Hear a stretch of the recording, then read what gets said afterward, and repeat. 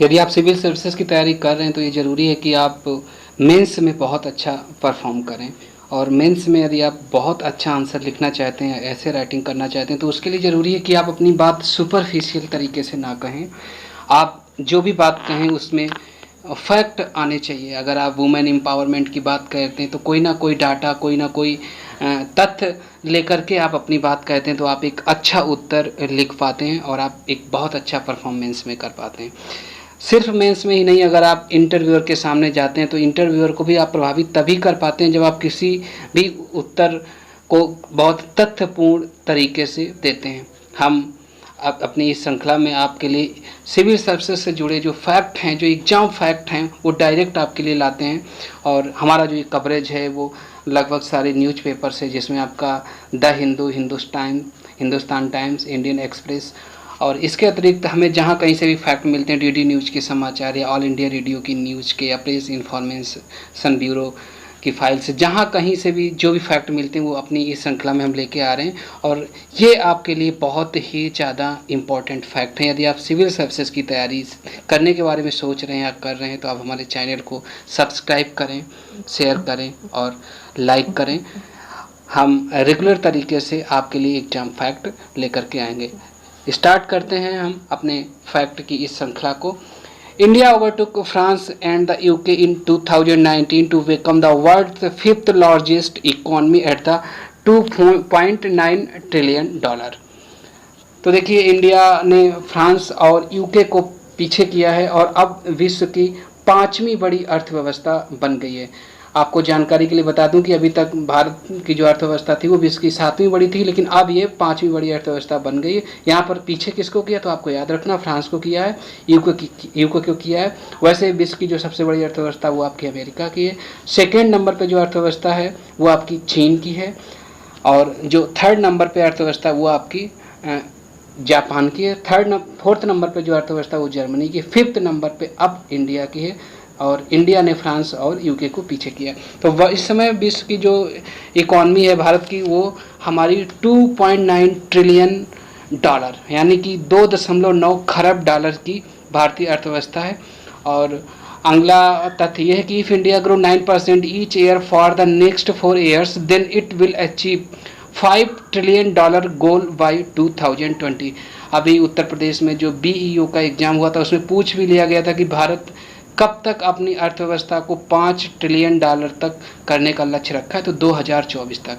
कहने का मतलब है कि अगर भारत 9% की दर से प्रत्येक वर्ष वृद्धि करता है तो 2024 तक भारत की जो अर्थव्यवस्था है वो $5 ट्रिलियन के गोल को हासिल कर लेगी। हालांकि अब ये कोविड-19 के प्रसार के बाद बिल्कुल असंभव है, ऐसा अब संभव नहीं हो सकता। भारत $5 ट्रिलियन के गोल को हासिल नहीं कर सकती, बहुत ही मुश्किल लक्ष्य है। हम बढ़ते हैं अपने अगले तथ्य की ओर। The national family health survey four revealed that every third married woman had experienced physical and sexual violence but only 1.5% had sought help from the police.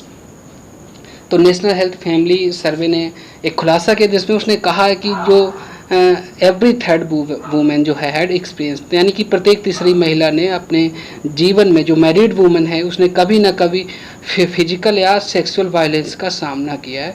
लेकिन उसमें से सिर्फ और सिर्फ 1.5% ही ऐसे महिलाएं थीं जिन्होंने पुलिस से हेल्प ली है। तो एक वुमेन एम्पावरमेंट के लिए फैक्ट है जो आपके काम आएगा। हम बढ़ते हैं अपने अगले फैक्ट की तरफ। अगला फैक्ट है कि इंडिया ओवरटुक फ्रांस एंड, तो इसकी मैं चर्चा कर चुका हूँ, आगे बढ़ते हैं। The world health organisation tracks country wise data on hospital beds पर 10,000 peoples. India has 7 compared with UK 28, US 29, Italy 34, China 42, South Korea 143. There is one isolation bed for every 84,000 Indians and one quarantine bed for every 36,000 Indians. कोविड-19 के प्रसार के बाद health से जुड़े हुए fact हमारे लिए बहुत ही ज़्यादा इम्पोर्टेंट है। देखिए, वर्ल्ड हेल्थ ऑर्गेनाइजेशन जो ऑर्गेनाइजेशन ने एक डाटा दिया है उसमें उसने कहा है कि 10,000 लोगों पर जो बेड की संख्या है वो इंडिया में मात्र 7 है, यानी कि 7 ही है। 7 बेड है प्रति 10,000 लोगों पर, जबकि यूके में 28, यूएस में 29, इटली में 34 हैं, चाइना में 42 हैं, साउथ कोरिया में 143 हैं।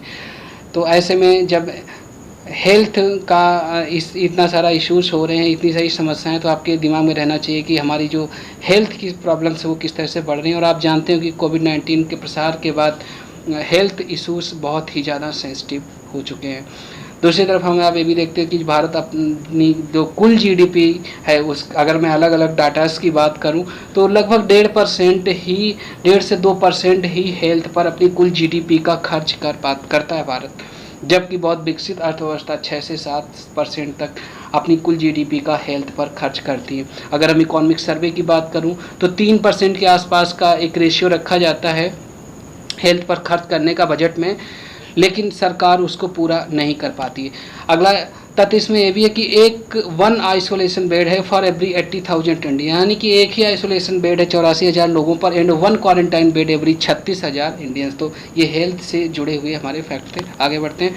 द वर्ल्ड हेल्थ ऑर्गेनाइजेशन, इसकी मैं चर्चा कर चुका हूँ। By 2015 India will have 30 crore people over 60 year of age, about a fifth of the population, the government told parliament।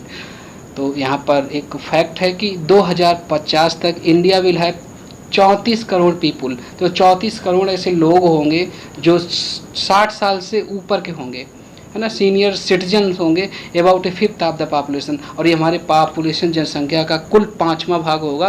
The government told parliament. तो सरकार ने ये बात संसद से कही। देखिए, संसद से जब भी कोई बात सरकार कहती है, सरकार की तरफ से कही जाती है, तो ये बहुत ही ज़्यादा महत्वपूर्ण होती है, क्योंकि उसी तरह की फिर आगे नीतियाँ बनती हैं, सरकार उसी तरह की पॉलिसीज बनाती है। उस जो संसदीय समितियां हैं, कहीं ना कहीं सरकार या किसी मंत्री के द्वारा कहे गए बातों पर ध्यान देते हैं और फिर उस तरह की पॉलिसीज़ आगे सरकार लेकर के आती है। अगर सरकार ने एक बात कही है कि 2050 तक हमारी जनसंख्या का एक बहुत बड़ा हिस्सा सीनियर सिटीजन्स होंगे, तो अब सरकार इस पर आगे काम करेगी। ये हमारा एक फैक्ट था। आगे बढ़ते हैं। द नेशनल फैमिली हेल्थ सर्वे, तो इसकी चर्चा हम कर चुके हैं। Bye 2050 India will have 34 crore people over 60 years of as, about A fifth of the population, government और पार्लियामेंट। तो अगला जो हमारा फैक्ट है वो है criminalisation of politics. In 2019 the Lok Sabha had 43% MPs with a criminal record, up from about 23% इन 2004। तो एक बहुत बड़ा यहाँ पर इशू है कि क्रिमिनलाइजेशन ऑफ पॉलिटिक्स, यानी कि 2019 में Lok Sabha had 43% MPs with a criminal record, यानी कि लोकसभा में 43% MPs ऐसे हैं जिनके नाम कोई ना कोई क्रिमिनल रिकॉर्ड से, ये 2019 का। और हालांकि 2004 में संख्या 30% ही थी। तो ये with a criminal up from about 23% 2004, तो यानी कि 23% अधिक है 2004 की अपेक्षा। तो क्रिमिनलाइजेशन इन पॉलिटिक्स 2019 में लोकसभा में 43% MPs हैं जो विथ क्रिमिनल रिकॉर्ड्स के हैं। तो ये एक इम्पॉर्टेंट फैक्ट है कि यानी हमारे जो पॉलिसी मेकर्स हैं, यदि वो ही क्रिमिनल्स होंगे तो हमें सही नीतियाँ कैसे मिलेंगी, ये एक सोचने वाली बात है। लेकिन हम उन्हें कहीं ना कहीं चुन के भेजते हैं, तो हम क्या कह सकते हैं। 4 out of every 10 children in India are undernourished. तो 10 में से लगभग 4 ऐसे बच्चे हैं भारत में जिन्हें सही से पोषण नहीं मिलता है। तो ये एक फैक्ट है, आपको याद रखना। आप हमारे चैनल को सब्सक्राइब करें, शेयर करें, लाइक करें, और एग्ज़ाम से जुड़े हम बहुत सारे फैक्ट आपके लिए लेके आ रहे हैं।